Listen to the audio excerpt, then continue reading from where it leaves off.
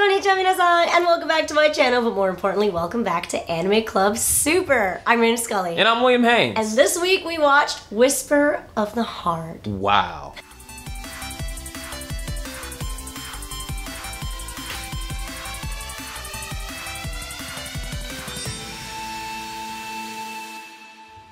So I know we mentioned it before, but this is one of my favorite Ghibli-produced movies. Miyazaki wrote the screenplay for this one, but it's based on, I think, a different manga. And Mononoke is my absolute favorite. It was a manga? Yeah. Wow. Mononoke is my absolute favorite, but this is my otherwise favorite. I don't think they compare, though, because this one, Whisper of the Heart, or耳をすませば, is a slice of life. A slice of life. Which is very, very different. This is probably... okay, so I've been seeing GIFs of this movie everywhere for years. And I was always like, yes, what movie is that? You know the studying girl radio on lo-fi hip-hop? That's nobody knew that was her. I'm like, oh, I always saw that. I always saw that and I was like, that looks like a Ghibli movie, but I don't know what movie it is. Yeah. Now I know. Yeah, and it's a 90s, so it's like, it's a 90s one, so it's drawn a certain way and it animates a certain way too, the way she's like writing horizontal. I mean vertical. Everything about this movie is so incredibly pleasing because it's like human and it's like, it's not fictitious. Well, a little bit. But it looks so, it's just real life, and I love things like this. I like that the only fictitious parts are her musings or her dreams, or when she's writing, when it's like depicting her story. It actually reminds me a lot of when they were explaining, this is kind of weird, but when Bob's Burgers was, the voice of cast of Bob's Burgers was explaining their world, and they were talking about crossover potential, they were like, that can never happen because their universe is set and it's like real life. So there's nothing magical that's ever going to happen inside of their daily lives. Yeah. And I love that. So actually, I didn't know anything going into this movie, so I wasn't sure if it was going to get fantastical or not. Right. So that was an interesting perspective. What I think is a great example of what you're just saying is when the old man is like having a dream of the lady, and he's like, what happened? Yeah. He's like, oh, you finally came back to me even though I'm old, and he wakes up and you're like, oh man, that was just a dream. And it is like, it's real life. It's said like, that's how it's it real feels. life. Yeah, especially, or it must be how it feels, right? Oh, as a dreamer person, someone with unrequited love. yeah, that's definitely how I feel. And I totally understand, like, thinking that something fantastical is supposed to just happen, because in the cover, obviously, the Danshaku, Baron, the Catman, is bringing her into the sky, so it's kind of actually, like, Howly, right? Yeah, so, it very much is. Right, so, like, I totally understand, like, not knowing what the story is going to be about What was whatsoever. also very much like Howl was when she went to his universe, and it's like... They leaped off and they were walking in the sky. Like, wherever it was, though, like, the walls were, like, all covered in something. Yeah, actually, they... Marble? Oh, yeah, she, in her book, it's actually, like, if there is a book, like, I want to read it. I know, right? But, she depicted that world in a way where I think... it's not an alchemist, but some kind of alchemy is making all of the geography different. So therefore, certain lands that don't belong near each other are like kind of like hybridizing near and around each other. So therefore, they look strange. Like water looks like marble, or like this looks like that. So like elemental things are like kind of mixing and matching. Things. Okay. I don't know. I don't actually know. But I'll that's take kind that. Of how, And this movie only had a little bit of that, fantasy, and it was just enough to just sprinkle it in. That's it made me. It's how I dream. Yeah. It made me really want to see what she was writing. And once again, what I also found very pleasing about this movie is how real of a character she is. Like. When she gives him the book that she wrote and she just starts crying regardless. It's like real people and real writers are like this. Yeah, like, it's so heavy. And I don't think people realize what it is to like transport your thoughts and feelings onto paper and then have someone else read it and have them want to read it first. Like what kind of expectations that really sets. And what he said to her is so real. It's so not an American movie. It wasn't like, and then it was a hit book. It was like, he's like, yeah, that was a great first draft and you have to keep trying. Yeah, and like you're like this rock, like you're unpolished. This was a great unpolished first draft. Yeah. You did a good job. Yeah. But I'm so ready for you to see the rest of your road. Take your time. Yeah. And also what was really weird about this movie to me that got me was when she was having a dream sequence and it's a dead baby bird. Oh, yeah, that was a little bit weird. I think that's just, like, her nightmare. So, which for, like, a young girl, like, you know, seeing a dead baby bird, I mean, would, like, really feel really bad to you.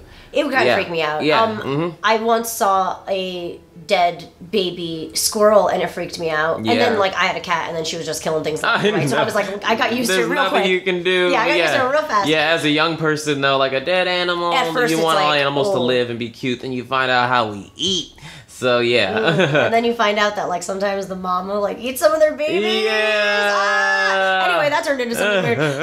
So I think what that was depicting was, so when she dreams or when she's imagining what she's writing, I think there are a lot of things that are untethered and don't make a lot of sense yet. And as she's writing them, they're supposed to come together. Actually, a lot like, I guess, how Miyazaki writes his, directs his movies. And therefore, I think sometimes it frays. Like, when she's in a bad mood or when she, like, personally has, like, a nightmare or something, it, like, kind of goes in a weird direction. And she's, like, maybe, it's, like, I think the scene was she was looking for something, and then before she knew it, it was just, like, a dead bird in her hands kind of thing. I think she was, like, looking for something beautiful, and it was supposed to be, like, oh, my God, yes, I can do this again. But instead she found a dead bird, and it, like, freaked her out. I think it's, like literally real life, an illustrated version of like what she was feeling, like what kind of like what a roadblock is maybe. And I also liked that writer's block. What you're saying about how what she was going through in real life, how she like she started liking the guy.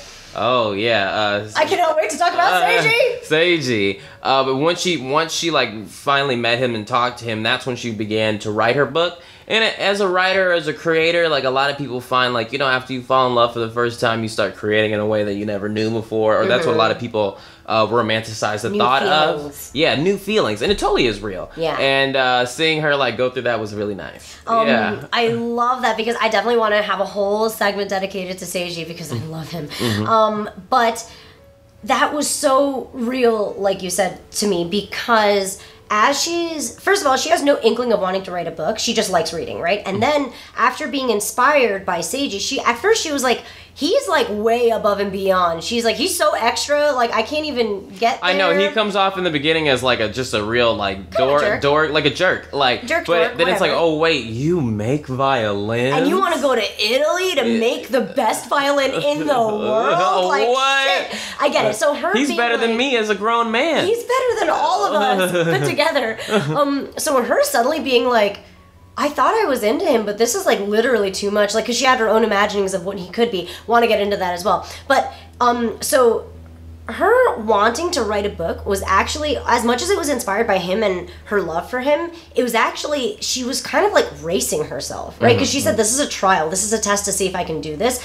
And it's to see if she can do it in a 2-month span while he is gone. So it's her like own battle. And I think that really, like, it's not competition, but having rivalry in your romantic other is so cool. How only because so they're pure. doing different things. Yeah, so yeah, that's definitely good. And I think we've experienced that before too, like some people in life. And yeah, it's just so real. It's so real, right? Yeah. Like, and she uses it not like to be like, oh, I'm so inspired now that I'm in love, and it's not so simple like that. It's literally like, I need to know if I'm good enough for him. Like, what am I doing then? Like, I'm struggling, like, not being able to write lyrics for my friend. Like, what is this anyway? Like, while he fights for his life. She also writes songs, too. She's just, she's a really talented writer. Yeah, I'm sure this book will be phenomenal once she finishes. Yeah, like, the movie is just a good story. That's why it stands out. Like, if they had shot this in real life, that would have been good, too, but just showing all of these like these paintings in this beautiful city is I don't know, is what makes it really incredible and special. And all the conflicts that they have in real life, like the fact that her best friend likes the boy, but the boy's like, and you can tell he's just like, oh, he's cool with Shizuku, like they're just friends from childhood, and it's cute, and they like whatever connection they have, it's like really casual. But then you find out it's because he likes her. I'm like, that's so real. It's so real. It was very I got real. like chills just talking about it again. I'm like, that happens, and then you don't know what to do, and it's no one's fault. Yeah, and like when your best friend your best friend loves the guy that likes you. Yeah, her best friend likes a guy, That and likes then someone else wrote her a love letter. And then the guy that she actually liked was the friend that asked her, That was "Hey, like, do you "Hey, like my that's my friend?" friend that asked? And she, like a real young person, blows up in his face and gets mad at him, and he's like, "I don't know what's why." happening. And then when he finds out, he's just like, Yeah. well, that troubles me because I like you. Yeah, love triangles. Love triangles, and then they never work. They never work. They never do. Yeah, and that's what I honestly, watching the first 1/4 of this movie, I was like, "What is this movie about?" I was like, "These are some childish emotions." A slow crawl. Yeah, it's I like a slow it, crawl, though. but you really see the growth of the character because her original outfit, she's like, "I'm a little girl." Yeah, she's like, and then she starts to just kind of, I guess she's also in different school uniforms, so you can tell what time of year it is. And I really you can't like that very too. much tell what time of year it is in this movie. And yeah, she goes from being like a kid to like a teenager, which also her older sister, who is like Love strangely her. a little bit too old to be in the house, goes from being a little bit too old in the house to moving out on her own. Yeah, so this she's in movie is about university. transitions. Yeah. Yeah. I think for me, this is the most obvious love related movie I've seen so far. Yeah, definitely. primitively. I very much love that. Yeah. And because I love love. But stories like this are good. yeah, I watched it when I was really young as well, and it inspired me, I think, in the right way. Like, I was in love with Seiji. Oh my gosh. And also, I liked reading when I was a kid, too. So, also, believe it or not, I know this is very, very dated, but I had book cards, too. Like, we didn't have barcodes. Like, we had book cards. And, like, we knew each other's names and how we signed each other. And sometimes we'd use, like, different colored gel pens to, like, depict who was who and stuff like that. So, I just kind of have this, like, huge nostalgia knowing that, not culture, but, like, knowing that lifestyle. Yeah, seeing that era being captured. Like, there's what anime takes place in 1990 something. 1994, yeah. Yeah, what anime? I don't know any other. So real. Yeah, so that's really nice about this. Yeah, it looks like every little Inaka outskirt of Tokyo. Like, it looks like anywhere if you go 40 minutes outside of Tokyo. That looks like that's everywhere. It's exactly what it looks like. Yeah, that's a nice city. I wasn't sure if that was a real city or not. But it looks so real. It probably is. Yeah, I'm like, that looked like a very nice city. So yeah, I would definitely want to go somewhere like that. My favorite thing, obviously, is Seiji. I mean, I love Shizuko's personality too because it's very real. Like we keep saying. And she's very stubborn, and I agree with how stubborn she is or how much she fights on certain things, so I love that, and also her parents respect her, and it's very cool. But Seiji, my god, how wonderful was it when he said, "Do you know how many books I had to read I know, I to was get like, ahead of you so that you would notice me?" That part got me. I was like, so this was you all along. Oh, my prince! Yeah, I know. They're 13. I need to calm down. Yeah, I know, right? You were there. But that's what really got me about this, too. It was like, because I was like, what's going to be the rewarding sense of this? And the fact that he set this in motion himself. Like, he had already liked her. He already liked her. He said that they had met already. He was lucky that or that he sat next to her. Yeah, and I'm like, that's such a in school thing to do. But she didn't know. She was actually oblivious of it the entire time. She's in her own world, yeah. Yep, and it was, because she was like a little bit immature, and she wanted to like know what her life was about, and she had no idea. Now she does. And I do feel like, as much as he did set it in motion, it is very fateful because she just forgot the book. When Sugimura asked her to like throw the baseball bag over the fence, and she just left the book in the bench, so when she went back to get it, he was reading it. Oh my god, the start of a love story. It's almost as if he had been watching. I want to watch it again and look for him in the back and be like, we could take it a creepy way. I know it could be creepy, but I just it's only not creepy if you like the person. I literally just had a conversation with someone about this. Yeah. If you like the person, it's adorable. But if you're not attracted to the person, you're like, what the heck? It's a stalker. It is a damn stalker. Yeah. But if you like them, it's like, it's love and destiny. It's love, and destiny. fate. Yeah. And a poem. Yeah, so, gotta ride those lines. But yeah, it's an absolutely beautiful story. Once again, I didn't know what the movie was gonna get into, but you did say it was slice of life. But I kind of had forgotten. But when the beginning with the cat and it's on the bus, I'm like, it got off the subway at a specific time. I was like, I wanted the cat to start talking. Oh, yeah. And what I also thought was weird, I don't know if this was the intention at all, but just where it put me, Because, you know, romantic things make you think about your own love life. But, like, that cat is, like, the cat, they find out, just goes around the entire It's city. a nomad. Yeah, everybody owns him. Yeah, everybody owns him. And I feel like some people are like that romantically. They're like, you know, I'm not tied to anyone. And everybody thinks they love me. Yeah. Yeah. Howl before Sophie. Yeah, really, though. Yeah. Yeah, he devours hearts. But I really love the cat. That aspect of it. I love the cat, too. And that also didn't get answered. That was one of the things from the 1/4 beginning of the movie that I was like, what's happening? That didn't get explained until like the last minute of the movie. Yeah. So yeah, I like that part. There are actually lots of cats like that in Japan, especially in like the suburb area where they're fat because they're taken care of by everybody by accident. Yeah. And they keep coming back because everybody has their own routine. And also, like, garbage pickup is very specific in Japan. So they, like, know exactly when things are timed. It's not like garbage is just out randomly, so they can't survive off of depending on that. Yeah. So they rely on people's schedules. So lots of cats actually follow human schedules. And I know that sounds like crazy, but it's like really They don't get on the subway. They don't get on the subway. No, it's not like crazy like that. I just mean like from cats like going in house the to house. neighborhood. Yeah, depending on like what day it is or like it's They like went to quite 2 normal. houses tonight. Yeah, and they have like different names. Yeah, that was really funny that he had different names. Everybody has a name for him. I love that. That's very Seiji was even asking the cat to come inside. So yeah, that cat has been in a lot of places. Exactly. Yeah. I feel like it's pretty particular about that shop, though. It seems to like. Yeah, it seems like that. Most, and you're right. It is a big cat. It's a chubby cat because it eats a lot. Happens a lot in Japan. They like tell you not to feed the cats, but like it's hard because everybody likes cats. You know how they get. What was your favorite part of the movie? Other than the cat, Yeah. I was very into all of the anime sequences with the Baron.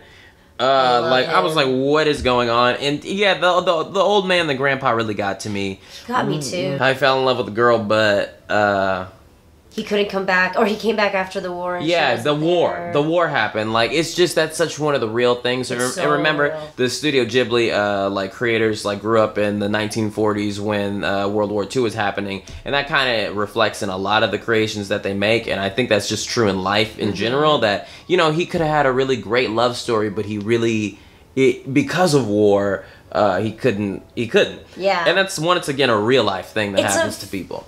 It's almost like a form of trauma, right? Like Ghibli, it's good that they can not compartmentalize it, but they can almost like recombobulate it into something beautiful, like the movies that they produce. But And it it's almost also, feels like trauma. It's always in it. Yeah. In a good way, because it reminds us of a reality that we could face if we aren't constantly reminded. And people need to be reminded in subtle ways like that. Yeah. You don't need to really just scream in people's face like, don't be violent. But this is just that's a way of getting someone emotionally attached to a reason why war is bad. Yeah. And I think that's brilliant. For me, this was the only movie where I felt the actual connection with oh my god, the war really fucked up this person's life. Yeah. Whereas with other ones, because it's so in a different world and it's so fantastical. Yeah, and it's such a device inside of the movie that it's kind of like, well, yeah, of course the war is a part of it. Nothing would happen if there wasn't action, right? So like I kind of diffuse it that way, or dismiss it that way. But with this movie, it's all done, it's all one and done. Not one and done, it's all over with, right? So like reflecting on it retrospectively, I think is a little bit more painful and more, I guess, like sobering. Yeah, reflecting, I agree. Yeah, it's 100%, and therefore I felt more like, oh my god, how could they? Yeah. Whereas with the other ones, it's all like action. Yeah. And it's like, when you're seeing like the witches and wizards like attacking each other, you're like, it's fictitious war. Yeah, and even in Nausicaa, it's like, it's sad, but like, it's cool seeing her like get shot. Yeah, it's cool, like, seeing her be the brave version of her. And in Mononoke, it's fun watching her not be a good warrior, but Ashitaka's dope. Like, that action relies on it. Yeah. This war felt like real war. Yeah, because it ended, and now it's like the consequences are still what they are, and it was the worst and the sad consequence, and I don't know, Love and war and peace and Tolstoy.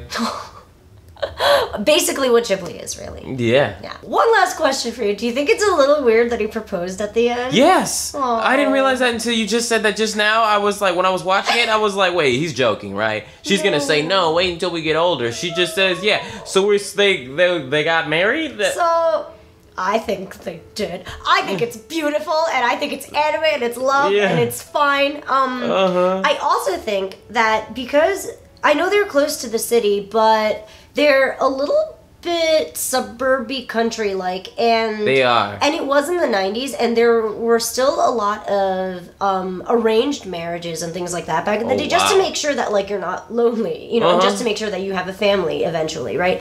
And seeing it from that perspective, it's not that weird to have like a betrothed, and to like choose your betrothed from young is actually kind of like beautiful and romantic. So it's essentially being able to like be in love with your childhood friend forever. So it's like not that bizarro, but I do get like now watching it as an adult who now grew up in the US for like way longer than Japan. Like I get it now watching it. I was like, oh, I get how it's a little bit odd, but I still think it's really beautiful. I think it's cute. It's He's fine. like, we're gonna make it. Like, we're gonna make it. Well, you haven't even been to high school yet, kids. So. I know, it's so sad. Yeah, wait till you see high school. Wait till you see high school. Jesus fuck. He saw Italy. True, and he came back and was like, I still like you. So good. But he was like, but I'm gonna go to Italy. I'm going back to Italy, though. Go back. Yeah, for 4 years, and I'm gonna keep you trapped here. So, cool. No, it's okay. She needs to train. She needs to be in high school, finish all of her education, and then she can write in Italy with him. Sure, totally. Oh my god, it's like Under the Tuscan Sun. I haven't seen that, but it's a bad Diane Lane movie. Anyway, I give this movie a 10 out of 10. 10 out of 10. Really? Oh no, I mean no, I really don't know what I could give it. I think it is the 10 out of 10 in slice of life movies, like 100%. Like the art on it is incredible. Yeah, and it gives you just a taste of that fantasy. Yeah, I like that. So it does yeah, that. yeah, it's a great movie. Thank you. Yeah. I can't wait to see it again, knowing what's gonna happen in the story, because like the whole time I was like, all right, are they gonna jump out of some stuff? Is it gonna get fantastical? But now I can just enjoy it as a real life piece. Yeah. Because it's beautiful. Yeah, I get that. It's definitely different knowing that it's just slice of life. Yeah. Yeah, which is great.